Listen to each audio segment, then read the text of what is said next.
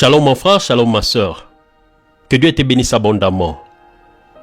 En cette période de la Pentecôte, la prière est le souhait profond de mon cœur. Et que le Saint-Esprit qui était descendu sur les disciples au jour de la Pentecôte, qu'il descende aussi sur toi en ces jours.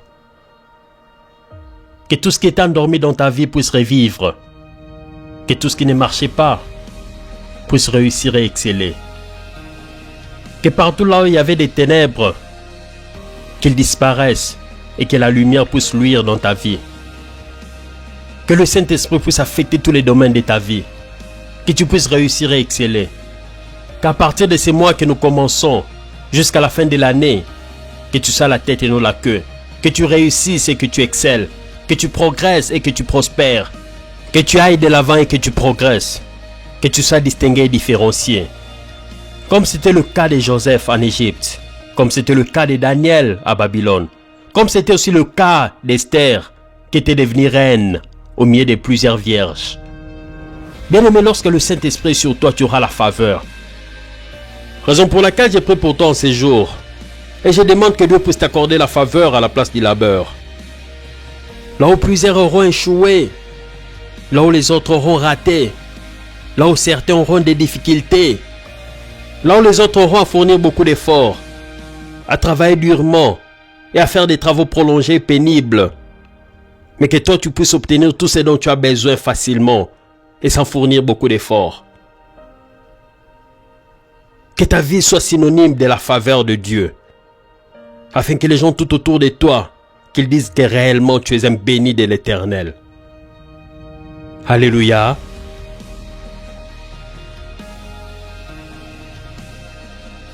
En ce jour, le Saint-Esprit nous a mis à cœur de parler d'un message qu'on a appelé la Pentecôte et le réveil de la fin des temps. Alléluia. Et lorsque nous parlons de la Pentecôte, nous pensons directement à la descente du Saint-Esprit sur les disciples 50 jours après que Jésus soit monté au ciel. Mais pourquoi parlons-nous de la Pentecôte en cette période? C'est parce que l'Église s'attend à un réveil spirituel. Nous nous attendons à l'impactation du Saint-Esprit pour une deuxième fois, qui est le réveil de la fin des temps. Mais c'est quoi le réveil, bien-aimé? Mais bien-aimé, lorsque nous parlons du réveil, nous pensons à plusieurs choses. Mais particulièrement dans notre génération, lorsque nous parlons du réveil, nous pensons directement à nos téléphones. Lorsque tu as un rendez-vous, tu as une interview, tu dois aller à l'école, tu dois aller à l'université, tu dois aller à l'église, tu dois aller au travail. Avant de t'endormir, tu prends ton téléphone, tu mets l'alarme pour te réveiller de bonne humeur le lendemain. Pour ne pas être en retard lorsque tu iras à l'endroit là où tu es censé aller. Et c'est ce qu'on appelle le réveil. Mais c'est quoi le réveil? Le réveil, bien aimé, est défini comme le fait de se réveiller, de passer du sommeil à l'état d'éveil. C'est comme l'état de quelqu'un qui était éveillé mais qui après s'est assoupi et s'est finalement endormi, puis se réveille à nouveau. En d'autres termes, la phase transitoire entre le sommeil et l'éveil, c'est cela le réveil. Alléluia.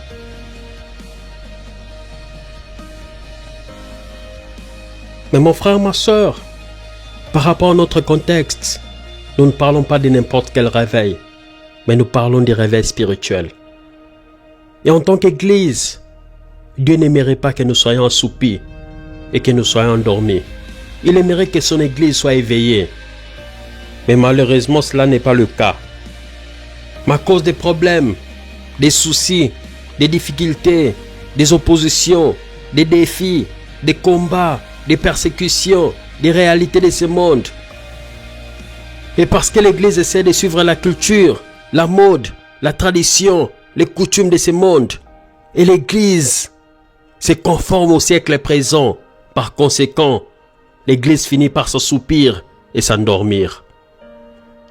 Raison pour laquelle Jésus nous donne la parabole des 10 vierges dans Matthieu chapitre 25. Dont 5 étaient folles et 5 étaient sages. Au verset 5, la Bible dit comme l'époux tardait, toutes s'assoupirent et s'endormirent. Au milieu de la nuit, On cria, voici l'époux, allez à sa rencontre. Donc nous voyons que ces vierges, toutes, elles s'étaient assoupies et elles s'étaient endormies. Mais on cria d'une voix forte, voici l'époux, allez à sa rencontre. Ces cris-là, c'est ce qu'on appelle le réveil. Bien aimé, ces cris qui dit voici l'époux, ce n'est pas n'importe quel message. C'est le message christocentrique. C'est-à-dire un message concentré, bâti, centré, un message fondé et focalisé sur Jésus-Christ. C'est pas mauvais de parler de la richesse, de la prospérité, de la gloire, du succès, des enfants, des voyages, du mariage et de l'argent. Mais notre base, notre message principal doit être centré sur Jésus-Christ.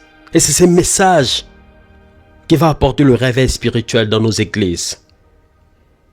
C'est pourquoi mon frère, ma soeur, le ministère de l'évangélisation est très important dans l'église. Car nous ne sommes pas tous appelés à être pasteurs ou prophètes, mais nous sommes tous appelés à gagner des âmes, à prêcher l'évangile. C'est pourquoi Jésus avait dit dans Matthieu chapitre 28, « Allez, faites de toutes les nations des disciples, apportez-leur la bonne nouvelle, enseignez-leur à observer tout ce que je vous ai prescrit. Prêchez l'évangile et baptisez-les au nom du Père, du Fils et du Saint-Esprit. » C'est cela la grande commission. Notre mission, c'est de gagner des âmes. C'est de sauver des âmes qui étaient censées aller en enfer et les ramener sur le droit chemin pour entrer au ciel de Jésus, notre Seigneur et Sauveur. Et bien aimés, nous devons tous savoir que le réveil de la fin des temps viendra par les prophètes et par les évangélistes. Lorsque les prophètes et les évangélistes travaillent ensemble, en équipe, en partenariat, en synergie, les prophètes seront là pour donner la direction à l'église, interpréter les signes et les temps dans lesquels nous vivons, pour comprendre quelle stratégie mettre en place afin de combattre les esprits diaboliques et méchants de cette génération. Et de l'autre côté, les évangélistes seront là pour prêcher l'évangile, gagner des âmes, prêcher la bonne nouvelle aux païens, faire des nations des disciples de Jésus-Christ, ramener ceux qui étaient morts à la vie. Et c'est ce grand travail d'équipe dans l'église qui produira le grand réveil de la fin des temps. Alléluia. Bien-aimés, lorsque nous parlons du réveil spirituel, nous sous-entendons que l'église s'est assoupie et s'est endormie. Et lorsque le réveil arrivera, ça sera l'éveil de l'église. En d'autres termes, l'église doit être restaurée à sa position initiale. Mais à quoi l'église doit ressembler après sa restauration? Comment l'église devra-t-elle être lorsque nous parlons de la restauration, lorsque nous parlons du réveil spirituel de la fin des temps? Généralement, nous nous référons à l'église primitive que nous trouvons dans les Actes des Apôtres, qui était née le jour de la Pentecôte, lorsque les apôtres étaient réunis en commun accord dans la chambre haute et que le Saint-Esprit était descendu sur eux. Ils étaient remplis du Saint-Esprit. Ils avaient parlé de nouvelles langues. Ils avaient prêché l'évangile avec onction, avec courage, avec détermination, avec zèle et avec confiance. Le même Pierre qui avait régné Jésus à 3 reprises, il n'avait plus peur. Il était rempli du Saint-Esprit. Il avait prêché l'évangile et 3000 personnes avaient reçu Jésus comme Seigneur et Sauveur de leur vie en un jour.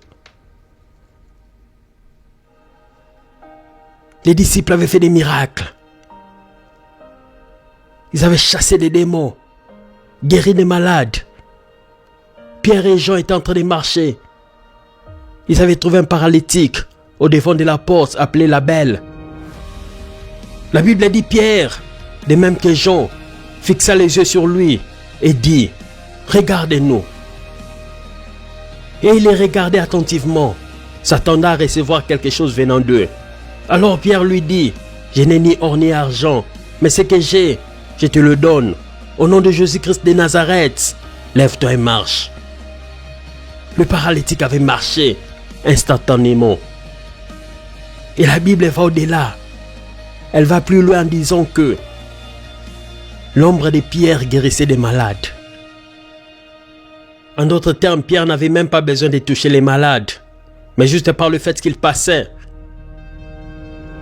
les malades étaient guéris. Et Paul qui était Saul, lui qui persécutait les chrétiens et les disciples de Jésus, après que le Seigneur Jésus lui était apparu, il était devenu Paul de Tarse. Il avait fait des prodiges et des miracles. Il avait fait des grandes choses. Il était même mordu par un serpent. Et on s'attendait à ce qu'il meure, mais il n'était pas mort. Les gens avaient même conclu en disant que Paul était un dieu, mais il ne l'était pas. Il était juste rempli du Saint-Esprit. Et c'est lui qui a écrit 80% du Nouveau Testament que nous lisons.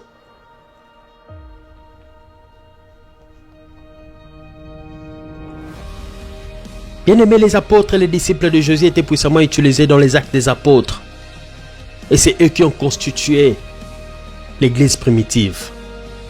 Mais lorsque nous parlons de la restauration, est-ce là l'image que Dieu a pour l'église? Bien-aimés, pensez-vous que la restauration de l'église, dans la pensée de Dieu, ressemblerait à l'église primitive qui a existé au 1er siècle, pour qu'elle puisse venir régner, vibrer et régler les problèmes auxquels nous faisons face au 21e siècle? Aujourd'hui, l'Église fait face à des réalités que le 1er siècle n'a jamais connues. Nous faisons face à l'homosexualité, à la perversion, à la méchanceté, au péché qui atteint son paroxysme. Nous avons aujourd'hui les réseaux sociaux, YouTube, Facebook, Twitter, TikTok. Des choses qui se passent en Afrique. À la prochaine heure, c'est connu dans le monde entier. George Floyd, un noir américain qui est tué par un policier blanc aux États-Unis d'Amérique. Mais quelques jours après, il y a des protestations et des revendications dans le monde entier contre le racisme. Le coronavirus commence en Chine et quelques jours après, ces problèmes qui étaient localisés à un point précis de Wuhan, en Chine, mais rapidement va se propager dans le monde entier et on commence à parler d'une pandémie mondiale. Le monde est connecté aujourd'hui, bien-aimé. Tout le monde est au courant de tout ce qui se passe dans le monde entier. La perversion des films pornographiques, l'adultère, la prostitution, l'avortement, le transhumanisme, là où les hommes deviennent comme des robots et la médecine peut faire n'importe quoi. L'homme cherche à remplacer Dieu. L'intelligence artificielle, la 5G, c'est cela la technologie d'aujourd'hui. Et notre génération fait face à un autre fléau qu'on appelle le transgendarisme. Quelqu'un qui était né homme, il se décide de devenir une femme et vice-versa. Les gens font n'importe quoi. Ils s'en foutent de Dieu. L'homme est devenu Dieu dans cette génération. L'athéisme est devenu la nouvelle norme, la nouvelle religion du monde. Les gens s'en foutent de Dieu. Ils insultent Dieu. Ils défient Dieu. Ils font n'importe quoi. Ils cherchent à remplacer Dieu. C'est disant que nous n'avons pas besoin de Dieu. Nous pouvons nous gérer, nous pouvons faire n'importe quoi. Dieu n'existait pas. C'est un menteur. Et d'autres disent que Dieu n'existait pas. C'est une fable, c'est un mensonge, c'est une histoire que l'homme a créée pour assujettir les faibles et les réduire en esclavage. Des choses inimaginables se passent dans cette génération. Croyez-vous que les gens du 1er siècle, croyez-vous que les apôtres et les disciples des jadis avaient connu des choses que nous connaissons aujourd'hui? Je ne pense pas, bien-aimé. Je ne pense pas que l'église du 1er siècle ou l'église primitive pourrait comprendre les choses auxquelles nous faisons face aujourd'hui. À quoi ressemblerait l'église après être restauré selon le plan de Dieu. Et pour comprendre comment la restauration de l'Église de la fin des temps se fera, je nous proposerai des passages principaux. La première, nous sommes dans Esdras chapitre 3. Nous ferons la lecture du verset 10 au verset 12. Bien-aimés, pour contextualiser le texte que nous avons lu dans Esdras chapitre 3, je vais expliquer pour une meilleure compréhension. Nous savons que le premier temple était bâti par Salomon, le fils de David. Ce temple était extraordinaire, car il était construit et bâti par un roi, et il avait utilisé des matériaux de grande qualité. Et les instructions, les mesures et tout ce qu'il avait y à faire lui étaient communiqués par Dieu en songe. Il avait bâti un chef-d'œuvre pour l'Éternel. Mais malheureusement, ces beaux temples de Salomon étaient détruits par Nabuchodonosor et l'armée babylonienne. Et tous les enfants d'Israël s'étaient retrouvés en captivité à Babylone. 70 ans après, Dieu avait permis que les enfants d'Israël puissent repartir. Et parmi les Juifs qui étaient répartis en Israël, il y avait Zorobabel, Néhémie, Esdras et Agé. Ils étaient répartis pour rebâtir la ville de Jérusalem et le temple. Au moins là, nous avons une idée claire de quoi il s'agit. Et maintenant là, nous allons faire la lecture pour comprendre ce qui se passe. Nous sommes dans Esdras chapitre 3. Je ferai la lecture du verset 10 au verset 12, la Bible dit. Lorsque les maçons posèrent les fondations du temple de l'Éternel, ont mis en place les prêtres revêtus de leurs habits de cérémonie, avec les trompettes en main, et les Lévites descendant d'Azaph avec les cymbales, afin de louer l'Éternel, selon les prescriptions de David, roi d'Israël. Ils entonnèrent des hymnes de louanges et des cantiques de remerciements pour célébrer l'Éternel en chantant à tour de rôle. Oui, il est bon, et son amour pour Israël durera toujours. Tout le peuple fit aussi retentir des grandes acclamations pour louer l'Éternel, parce qu'on posait les fondations de son temple. Beaucoup, parmi les prêtres, les Lévites et les chefs des groupes familiaux parmi les plus âgés, qui avaient encore vu l'ancien temple, pleuraient à haute voix pendant que l'on posait sous leurs yeux les fondations du nouveau temple, alors que beaucoup d'autres gens exprimaient leur joie par des acclamations bruyantes. Alléluia.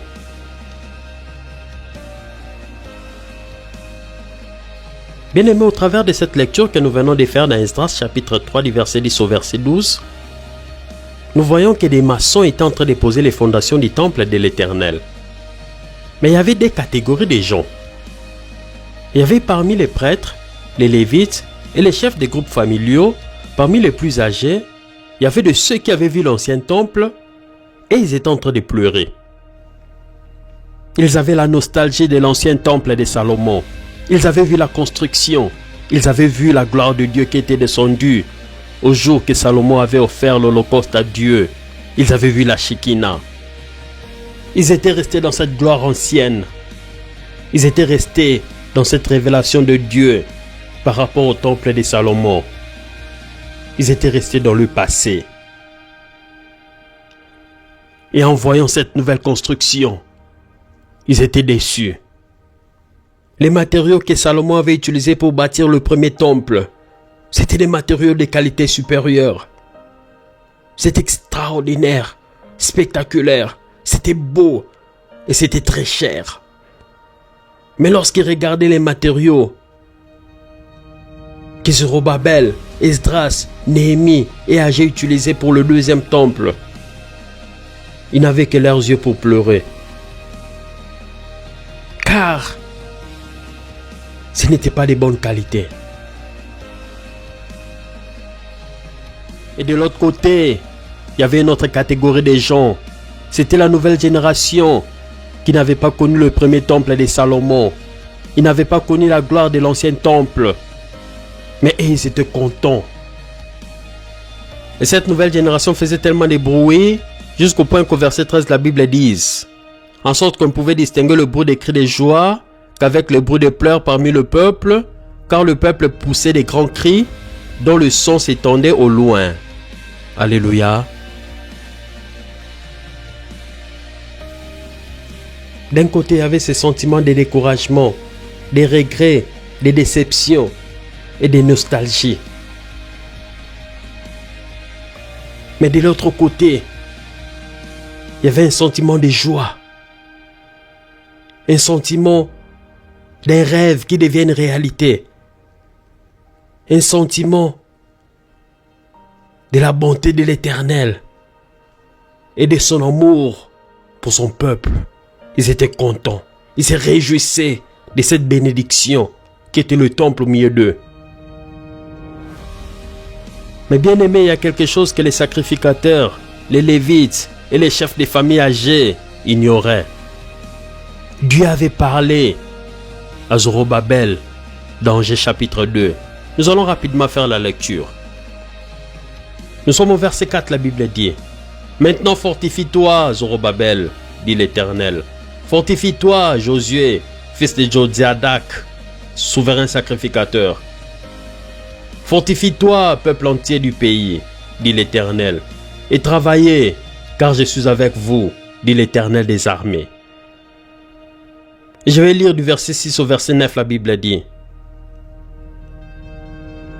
Car ainsi parle l'Éternel des armées, encore un peu de temps, et j'ébranlerai le ciel et la terre, la mer et le sec. J'ébranlerai toutes les nations, les trésors de toutes les nations viendront, et je remplirai de gloire cette maison, dit l'Éternel des armées. L'argent est à moi, et l'or est à moi, dit l'Éternel des armées. La gloire de cette dernière maison sera plus grande que celle de la première, dit l'Éternel des armées.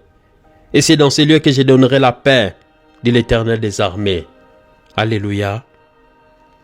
Bien-aimé, l'Éternel Dieu des armées avait parlé à Zorobabel, à Josué et au reste du peuple. Mais les vieillards ne savaient pas que Dieu avait parlé avec ces gens. Il leur avait dit: même si vous avez peu de moyens, mais l'or et l'argent m'appartiennent. Et je comblerai cette maison de ma gloire. La gloire de cette dernière maison sera plus grande que celle de la première. Le temple de Salomon avait connu une gloire. Le jour que Salomon avait dédié le temple à l'Éternel, il lui avait offert des holocaustes et des sacrifices. Et l'Éternel, pour montrer qu'il avait agréé l'offrande de Salomon, la gloire de l'Éternel avait couvert tout le temple. La Shekinah de Dieu était descendue.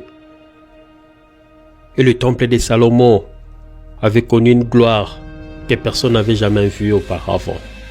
Mais cela ne s'était passé qu'une seule fois. Et c'était fini. Mais par rapport à cette dernière maison, par rapport à ce second temple que Zorobabel, Esdras, Néhémie et les autres étaient en train de bâtir, sa gloire devait être plus grande parce qu'elle allait recevoir le Messie, Emmanuel, le Dieu parmi nous. Et c'est dans ce temple que 8 jours après sa naissance que Jésus-Christ était circoncis et qu'il était consacré au Seigneur selon la loi de Moïse. Car la loi de Moïse disait que tout garçon premier-né serait consacré au Seigneur. Et c'est aussi dans ce même temple que lorsque Jésus avait 12 ans, qu'il était parti prêcher, là où il s'était perdu. Et c'est toujours dans le même temple que lorsque Jésus était baptisé par Jean et qu'il avait commencé son ministère, qu'il venait souvent prêcher et qu'il avait fait plusieurs miracles. Et c'était toujours à propos du même temple que lorsque Jésus était assis sur la montagne des Oliviers avec ses disciples, dans Matthieu chapitre 24, qui commença à prophétiser sur la fin des temps. Et il avait commencé en disant: je vous le dis en vérité, il ne restera pas ici pierre sur pierre qui ne soit renversé. Il faisait allusion au temple qui devait être détruit en l'an 70 par les Romains avec le général Titus. Donc le deuxième temple, la dernière maison, avait connu une grande gloire car le Messie était là et il y venait régulièrement. Malheureusement pour ces personnes âgées, pour cette ancienne génération, pour ces vieillards qui étaient bornés, qui étaient limités dans leur gloire ancienne, ils ne pouvaient pas comprendre. Ils avançaient tout en regardant derrière. Vous ne pouvez pas avancer tout en regardant derrière. C'est exactement ce qui s'était passé avec la femme de Lot lorsqu'elle était sortie de Sodome. Elle était déjà sortie, mais après, elle avait regardé en arrière. Par conséquent, elle s'était transformée en statue de sel. Tu ne peux pas avancer tout en regardant derrière, bien-aimé. Ce qui est derrière reste derrière. Bien-aimé, généralement, lorsque nous parlons du réveil spirituel de la fin des temps, toi et moi, ou l'Église en général, nous nous comportons aussi comme cette ancienne génération, ou ces vieillards. Nous avons tendance à regarder en arrière. Nous avons la nostalgie de la gloire ancienne, la gloire du passé. Et nous souhaitons que Dieu puisse ramener l'Église à l'époque de Pierre, des Jean, des Thomas, des Philippe, d'Étienne, des Paul, des Silas et des apôtres et disciples des actes des apôtres. Ou quelquefois nous repartons même plus en arrière. Nous voulons que Dieu puisse ramener l'Église à l'époque de Moïse, d'Élie, d'Élisée et de tous les prophètes de l'Ancien Testament. Mais bien aimés, nous parlons du réveil spirituel tout en regardant vers la mauvaise direction. Le plus grand ennemi de ta nouvelle victoire, c'est ta récente victoire. Le plus grand ennemi de ton nouveau succès, c'est ton ancien succès. Le plus grand ennemi de ta nouvelle gloire, c'est ta récente gloire. Le plus grand ennemi de ton nouveau progrès, c'est ton récent progrès. Le plus grand ennemi de la manifestation, de la puissance, de la grandeur, de la gloire et de la révélation du Dieu que tu dois connaître. Bien-aimé, c'est la révélation du Dieu que tu as connu. Peut-être que tu l'as connu, qu'il pourvoit pour le pain, pour la nourriture. Parce qu'il t'avait guéri des maux de tête, des maux du ventre, de la fièvre. Tu l'as limité là. Mais tu ne sais pas qu'il peut pourvoir à tes besoins jusqu'au point que tu achètes une maison. Il peut te guérir du cancer, de la stérilité, du sida, de la tumeur du cerveau. Il peut te guérir de n'importe quoi, car il est l'Éternel des armées. Jéhovah Rapha, le Dieu qui guérit.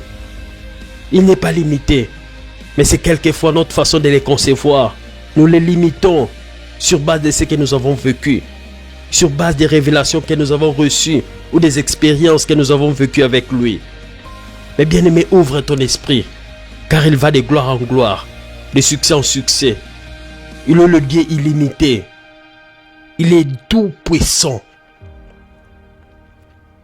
Raison pour laquelle, bien-aimé, lorsque nous parlons de la restauration de l'Église, du temps des réveils, de l'Église de la fin des temps, nous n'allons pas repartir à l'Église primitive car elle n'était même pas parfaite.